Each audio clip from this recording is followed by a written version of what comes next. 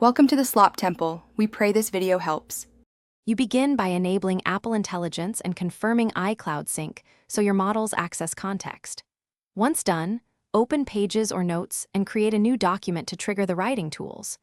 You should grant any required permissions and choose writing preferences.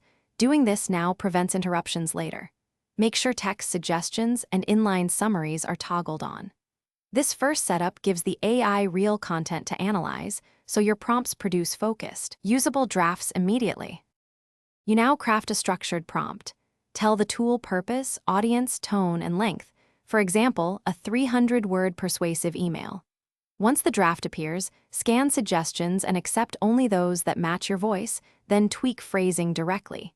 Make sure to paste short context snippets from related docs to keep suggestions relevant. If you need a section rewritten, ask for alternatives and compare. This iterative approach lets you steer the AI while saving time on first drafts.